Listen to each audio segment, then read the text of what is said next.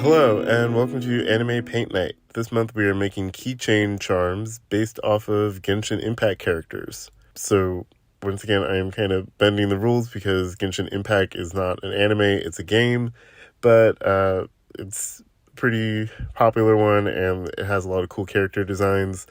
So I'm willing to let it slide. So this month, it's going to be more of a video game draw and craft night. But yeah, so like I said, we're making keychain charms.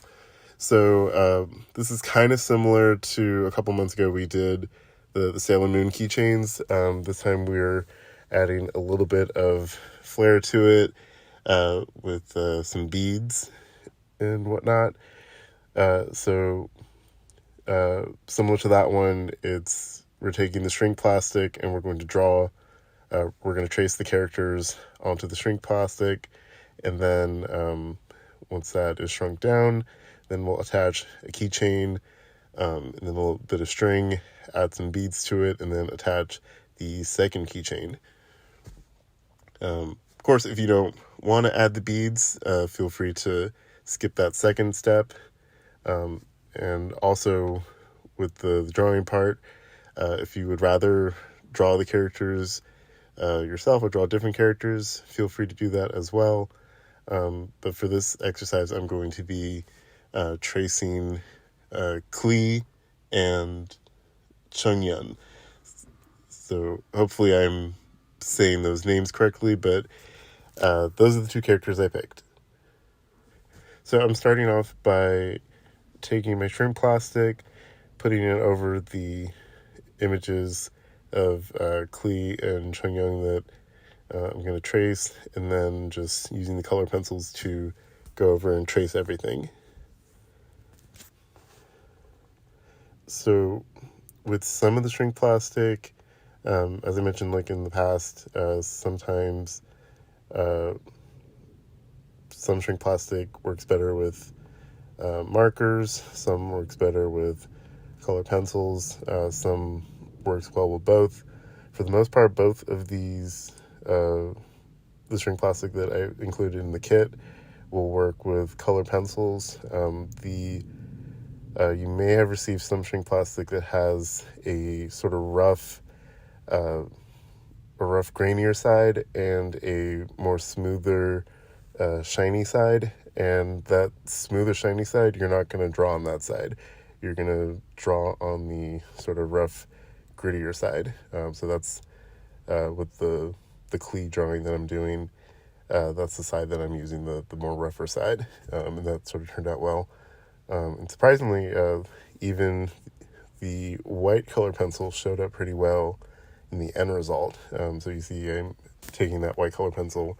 I wasn't entirely sure if it would. Sometimes with the shrink plastic, the white doesn't show up as well. But in this case, on that material, it did. But yeah, after I finished the two images, then we're going to put them in the toaster oven. So this part either, depending on how old you are, either get an adult to help you or just be very careful. Use a oven mitt. I have one this time to keep yourself safe and not get burned. But you're only going to put them in the toaster oven for a couple seconds, just until they shrink down. And it's usually pretty instantaneous. So again, when you put them in there, you'll see them start to like fold and crumple in on themselves. And then as they shrink, they'll sort of flatten back out. And then once it looks like they're pretty much flat, that's when you're going to take them out of the toaster oven, just to sort of make sure that they're as flat as possible. I'm taking a little cup and kind of rolling over them to sort of flatten them out so that the ends aren't still bowed out or anything. Another thing, when you're putting them in there, put the drawing face up. I didn't do that with my drawing of Chongyun, and I believe the mixture of like the color pencil and the material, it kind of stuck a little bit to the